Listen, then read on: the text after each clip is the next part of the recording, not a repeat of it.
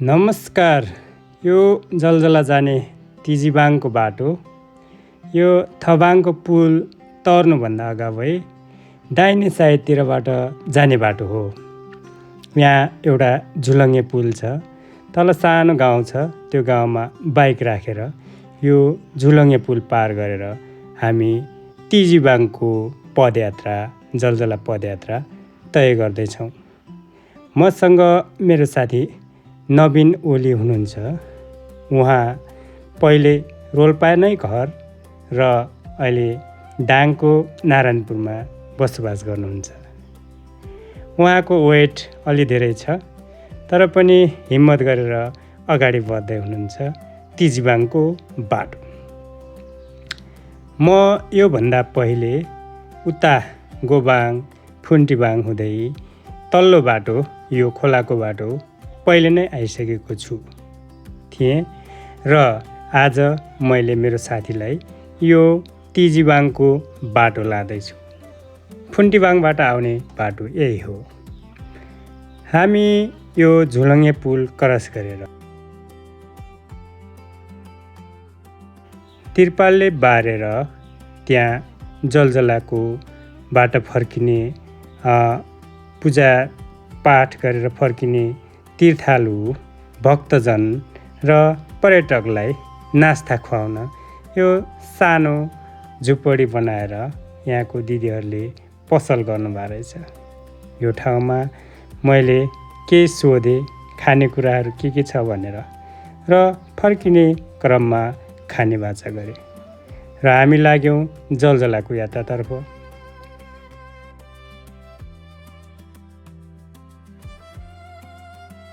यो जलजलाको तिजीबाङको first camp.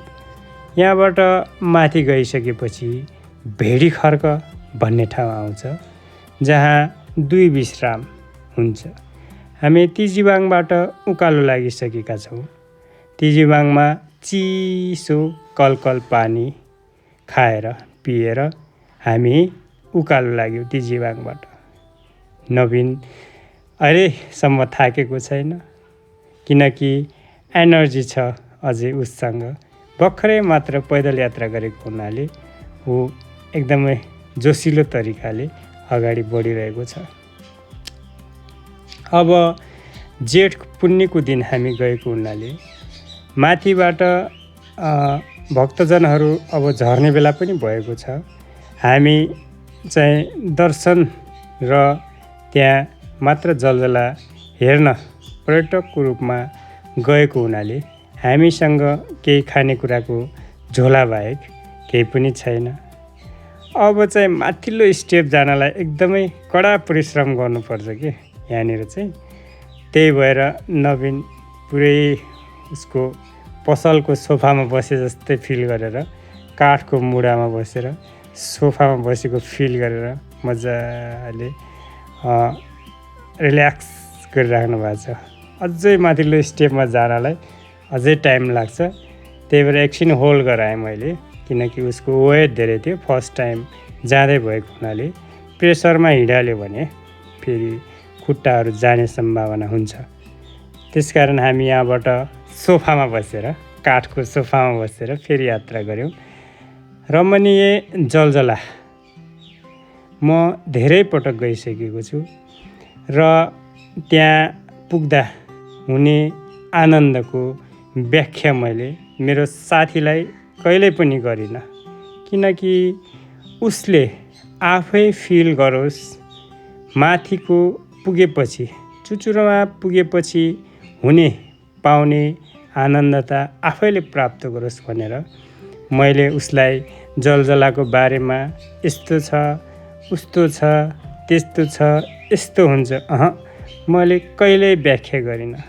अब माथिबाट भक्तजनहरू पूजापाठ गरेर फर्किने टाइम पनि भइसकेको थियो। हामी अलि ढिलै हिँडेका थियौँ थबाङबाट ढिलो हिँड्नुको कारण माथिबाट पूजापाठ गरेर भक्तालुहरू फर्किसक्नु भएको थियो।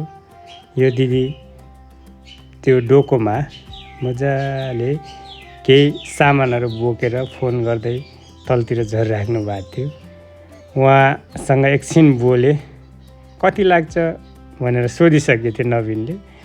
नवीनलाई अझै लाग्छ तपाईँको हिँडाइले 2-3 घन्टा भनेर भनिदिनु भएपछि नवीन चकित भएर फेरि एक कल फोन घरमा छोरा बुढीलाई फोन गरेर फेरि एनर्जी कलेक्ट गरेर अगाडि कुइ कुइ कुइ कुइ कुइ कुइ कुइ कुइ कुडिरहेको थियो। र यो खास यो तिजिबाङबाट घोडामा पनि जान सकिन्छ, तर बाटो अलिक ठाडै उकालो भएको हुनाले घोडामा युवाहरू चाहिँ अब घोडामा जाने कुरा भएन। तर वृद्धहरूलाई घोडामा एकजनाले होल गरेर घोडामा चढाएर जलजलासम्म लाने व्यवस्था पनि यो मार्गबाट पाउन सकिन्छ। माथिबाट अर्को भक्तजन त्यहाँ बलि दिएर त्यो सायद बोरामा मासु होला त्यो बोकेर आउनु भइरहेछ। हामी भेडी खर्कको नजिक आइसकेका छौँ र नवीनलाई मैले भने यहाँनिर एउटा धारा छ, त्यहाँ केही बसेर हामीले खानुपर्छ। केही खायो भने बल्ल एक स्टेप फेरि एनर्जी बुस्ट हुन्छ र हामी माथिल्लो लेभलमा जानलाई सजिलो हुन्छ भनेर मैले नवीनलाई भने। ऊ पनि कन्भिन्स थियो। अब कति लाग्छ भन्दै थियो, किनकि यो पहिलो स्टेपमै नवीन थाकिसकेको थियो। कारण ऊ डाङमा बस्ने भएको हुनाले यो उकालो यात्रा गर्न उसलाई कठिन भइरहेको थियो। तर पनि मैले अझै 2 स्टेपमा पुगिन्छ भनेर कन्भिन्स गरेपछि फेरि यहाँनिर भेडी खर्क भन्ने ठाउँमा आएर बसेर त्यहाँ केही रेस्ट गऱ्यौँ।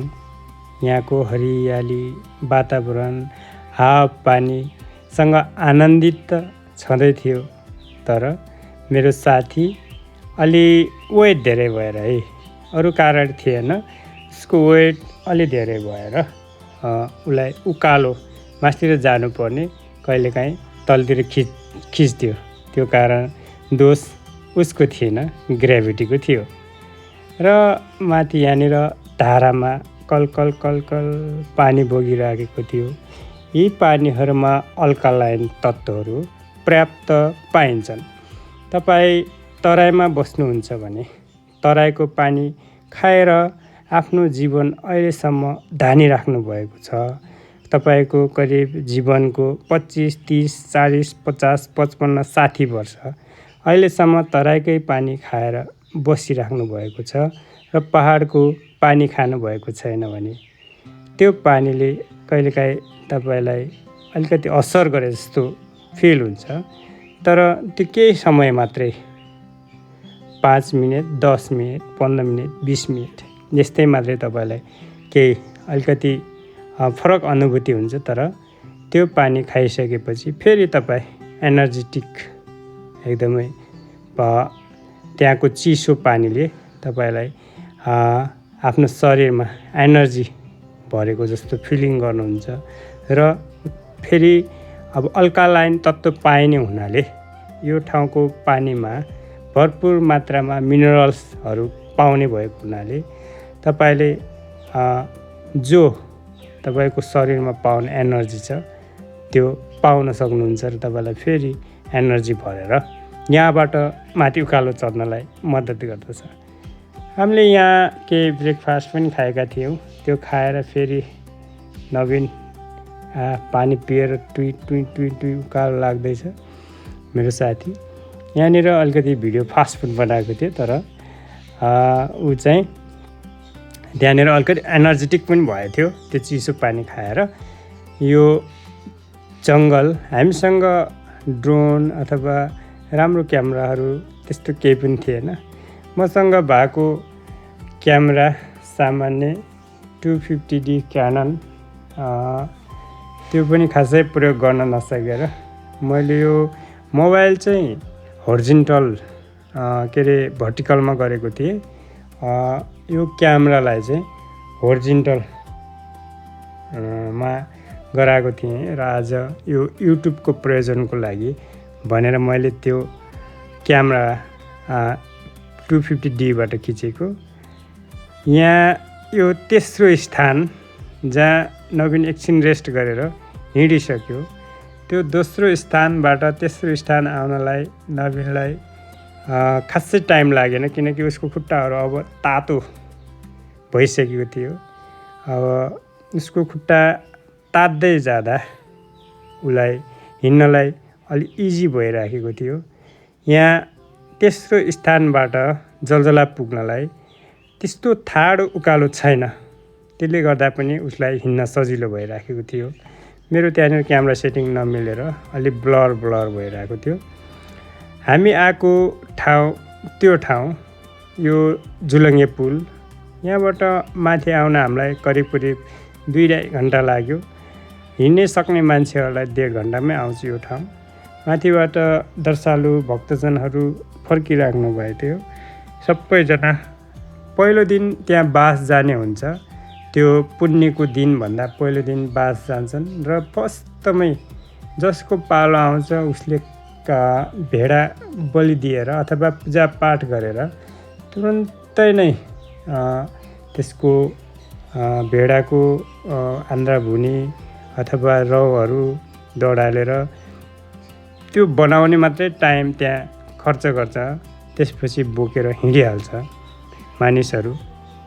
त्यसकारण पनि जलजलाको मान्छेहरूको जलजला भिडभाड हुने दिन भनेको पुण्यको दिन अथवा पूजाको दिनभन्दा अघिल्लो दिन त्यहाँ बास जाने हुनाले अघिल्लो दिनदेखि नै त्यहाँ भिड भडका हुन्छ र अर्को दिन करिब 3-4 बजे जुन पुण्यको दिन अथवा मान्ने दिन को चाहिँ 3-4 बजे त्यहाँ लगभग खाली भइसकेको हुन्छ, किनकि टाढाबाट आउनुहुन्छ भक्तजनहरू, तीर्थयात्रीहरू, अनि त्यहाँ बलि दिएर अथवा पूजापाठ गरेर छिटो फर्किने भन्ने हुन्छ र त्यहाँ करिब 3-4 बजेतिर रिट्टिसकेको हुन्छ जलजला। हामी करिब 2 बजेतिर पुगेका थियौँ। हामी अलि प्रेसरमा नजाने, किनकि पहिलोपटक हाइकिङ गरिरहेको हुनाले मेरो साथीलाई त्यसरी प्रेसरमा दौडाएन। अब जलजलाको अन्तिम स्टेसन आइपुग्यो। नवीनको जलजला हेर्ने सोख धोको पुग्ने टाइम आयो। जलजलाको यो ठाउँ मैले यो अलिकति कलर ब्लर भएको छ। यो ठाउँ नवीनले भिडियो बनायो, फोटो खिच्यो, वाउ भन्यो। जलजलाको यही ठाउँ देखाउन मैले नवीनलाई उकालो चढाएको थिएँ र उसको एउटा सपना पनि थियो जलजला जाने। 1 जाने, 2 जाने, 3 जाने र जलजलामा कस्तो छ भनेर अनुभूत गर्न उसलाई पनि एकदमै रहर थियो। त्यसकारण पनि हाम्रो जुदावत मिल्यो यो जलजला यात्राको। अब जलजलाको यो सबै देखाइसकेपछि मैले जलजलाको यो रमणीय दृश्य सबैको बारेमा वर्णन गर्न थालेँ। यो जलजल तलाउ जहाँ भक्तजनहरूले बलि दिएर यहीँ भेडा काटेर यहीँ भुँडीहरू सफा गरिराख्नु भएको थियो। नवीनलाई फर्स्ट स्ट्राइक गर्यो, यसमा चाहिँ नगर्नुपर्ने हो, यहाँको समितिलाई भन्नुपर्छ भन्नुभयो। ठिक छ, मेरै चिनेको साथीहरू हुनुहुन्छ, उहाँहरूलाई भन्छु यो गलत पनि हो भनेर मैले भने र जलजलाको पहिलो यो पूजा गर्ने ठाउँ जसलाई हामीले कैलु बराहा भन्छौँ, उहाँ जलजलाको बराहा भाइपट्टि मध्येको माइलो भाइ पर्नुहुन्छ भनेर मैले पछि मात्रै थाहा पाएँ।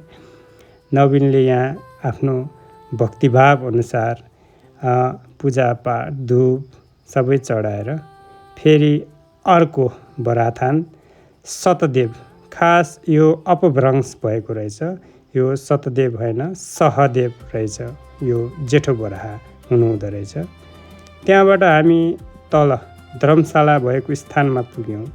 धर्मशालाको स्थानमा पुगेपछि एकछिन त्यहाँ जलजलाको यो विश्राम पोइन्ट पनि मानिन्छ। यहाँनिर एकछिन बस्यौँ, फोटो खिच्यौँ। खुट्टा अलि दुखेको हुनाले खुट्टा उसले सेकी गरेको थियो, केही सन्चो हुन्छ कि भनेर होला। अनि यो माथिल्लो धर्मशाला जो प्रदेशको आयोजनामा छुट्टिएको विनियोजित रकम अन्तर्गतको बजेटले बनेको, त्यो धर्मशालामा करिब 250 मान्छे अटाउनुहुन्छ। पानी परेको बेला, हिउँ परेको बेला त्यो धेरै नै उपयोगी धर्मशाला छ। अब यहाँबाट बसेर यहाँ एकछिन थकान मेटेर हामी तल बजु बराहा भएको मन्दिरतर्फ गयौँ। बजु बराहा त्यो धर्मशालाको केही तल छ। यहाँको दृश्य अलिकति मैले क्यामेरा घुमाएको थिएँ। यो हरियाली अहिले बुक्की फुलेको थिएन, किनकि हामी जेठ महिना आएको हुनाले। यो जेठ महिनाको दृश्य हो। यो हामी जेठ पूर्णिमा आएका थियौँ। यो बजु बराहाको मन्दिर यहाँबाट करिब अब अन्तिम हो यो बजु बराहाको मन्दिर। यो बजु बराहा मन्दिर जहाँबाट अब तल गइसकेपछि बामा गुफा अथवा भामा गुफा भन्छ, त्यहाँ जान हामी यसपटक असमर्थ भयौँ, किनकि नवीन फर्किनलाई पनि अलिकति एनर्जी बचाउनु पर्ने थियो। त्यसकारण यो बजु बराहाको मन्दिरमा मात्र हामी दर्शन गरेर एकछिन तलपट्टि काठको पुल भएको ठाउँमा मात्र गएर हामी फर्किने निर्णय गरेर नवीनले आफ्नो श्रद्धापूर्वक बजु बराहा मन्दिरमा पनि आफ्नो भक्तिभावसहित त्यहाँ पनि पूजापाठ गर्नुभयो। र हामी जुन बामा गुफा जानुपर्ने हो अब यसपछि, त्यहाँ जान असमर्थ भयौँ, किनकि त्यहाँ जानलाई टाढा पर्ने भएको हुनाले। यसपटक भने नवीनले आफै त्यहाँ नजाउँ भनिसकेपछि मैले पनि कर गर्न सकिनँ, किनकि उसलाई फर्किने स्टामिना कति छ भन्ने उसँग रिजर्भ एनर्जी उसले मात्रै क्यालकुलेसन गर्न सक्दथ्यो। त्यसकारण हामी तल काठको पुलसम्म गएर फोटोसोटो खिच्ने, अब त्यहाँको दृश्यमा भिडियोहरू बनाउने निर्णय गऱ्यौँ। यो काठको पुल हरियाली जहाँ एउटा घोडचढीले स्टन्ट गर्दै हुनुहुन्थ्यो, उहाँ पटक पटक लड्नुभयो, तर हामीले त्यो भिडियोलाई कैद गर्न सकेनौँ। उहाँले घोडा स्टन्ट धेरै गर्नुभयो, पटक पटक खस्नुभयो घोडाबाट, तर यसपटक चाहिँ हामीले कैद गरेको भिडियोमा उहाँ सफल हुनुभयो कि आफ्नो घोडालाई सही ठाउँमा लग्नलाई सफल हुनुभयो। त्यसकारण हामीले यो भिडियो खास घोडचढीको लागि चाहिँ बनाएका थियौँ, खस्नुहुन्छ कि भनेर, तर उहाँ खस्नु भएन, यसपटक झर्नु भएन।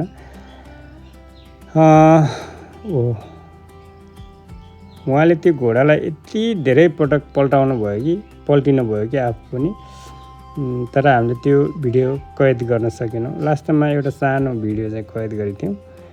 त्यसमा उहाँ अलिकति त्यो घोडालाई स्टन्ट गरिराख्नु भएको थियो। हेर्नुहोस् है, तर उहाँसँग कुनै पनि साधन छैन कि घोडामा चढ्ने, त्यो खटिया के भन्छ, अनि मुखमा लाउने कैजा, त्यो केही छैन। तर उहाँले त्यो घोडालाई त्यत्तिकै मूर्खतालमा कन्ट्रोल गर्न खोजिरहेको थियो। घोडाले कहाँ मान्छ त नि, ल पल्टिनु, यस्तो तरिकाले उहाँ लगभग 6-7 पटक पल्टिनु भयो। अनि लास्टमा उहाँलाई नजिकमा आएर घोडालाई यस्तो गर्नु, घोडा त आफू कहिले पनि चोट नलाग्ला यस्तो चौडो ठाउँमा, तपाईँलाई चोट लाग्ला, फेरि जिन्दगीभरि तपाईँ फेरि अटकल्चु भएर बस्नु होला, त्यस्तो नगर्नुहोस् भनेर सम्झायौँ। र यो ठाउँमा नवीनले धेरै सर्टहरू, फोटोहरू खिच्नुभयो अनि भिडियोहरू बनाउनु भयो। यो ठाउँ भर्खर बुक्की फुल्दै थियो। यो ठाउँको केही बुक्कीहरू पनि टिप्यौँ, बुक्कीहरूसँग रमायौँ। यहाँनिर यो ठाउँ जेलबाङबाट आउने ठाउँ हो। यो जेलबाङबाट आउँदाखेरि तल बामा गुफामा एउटा पुल छ जहाँ टिन लगाइएको छ, तर यो ठाउँको 2वटा पुल चाहिँ तीनवटा पुल छ, 2टा रातो एउटा चाहिँ निलोमा। घोडाहरू मजाले चरिराखेका छन् र नवीन अब अन्तिम अब यहाँ पछि चाहिँ तल जानुहुन्न है, अब सकिन्न भनेर यहाँ चाहिँ स्वाग दिएर आफ्नो पोजहरू दिएर भिडियो बनायौँ, फोटो खिच्यौँ, रमाइलो गऱ्यौँ। नवीनलाई यतिसम्म आउँदा चाहिँ धेरै फिलिङ्स भइसक्यो कि जलजलाको बारेमा, जलजला कति राम्रो छ, कति रमाइलो छ। उसलाई जुन फिलिङ्स भयो अथवा उसले जुन त्यहाँ गएर तृप्ति प्राप्त गर्यो, त्यो मैले व्याख्या गरे अनुसार उसले प्राप्त गर्ने थिएन। त्यही कारण पनि मैले जलजलाको बारेमा कुनै पनि व्याख्या नगरेर उसलाई खुरुखुरु जलजला मात्रै पुर्याएको थिएँ। हामीले फोटो खिच्यौँ, भिडियो बनायौँ, अनि फेरि अब जलजलाबाट फर्किनुपर्छ भनेर त्यतिखेरसम्म पानी पनि पर्न आँटेको थियो। हामीले स्टाइलका फोटो खिच्यौँ, भिडियो बनायौँ। यो अब भाइरल हुन्छ भन्यो, कुनै पनि भाइरल भएन। तर हामी आफ्नो सोखका लागि फोटो खिच्यौँ, आफ्नो सोखका लागि भिडियो बनायौँ, अनि त्यहाँबाट फर्कियौँ। तपाईँहरू पनि जलजला भ्रमण गर्दा तपाईँ जेलवाङबाट भ्रमण गर्न सक्नुहुन्छ, थबाङबाट भ्रमण गर्न सक्नुहुन्छ, लिबाङबाट गर्न सक्नुहुन्छ, इभन तपाईँ मिरुलको टुटुबाट पनि माथि उक्लेर भ्रमण गर्न सक्नुहुन्छ। जलजला जाने बाटोहरू 3-4वटा एकदमै पपुलर बाटोहरू छन्। ती सबै बाटोमा ढुङ्गाहरू बिछाइएको छ, बाहेक उता लिबाङको बाटो धेरै माथिसम्म गाडी जान्छ, तर त्यहाँदेखि उता जलजला जाने बाटोमा तेर्सो पर्दछ। त्यहाँ लिबाङको बाटो माथि त जान्छ, तर त्यो मोटर बाटो सुधार गरिएको छैन।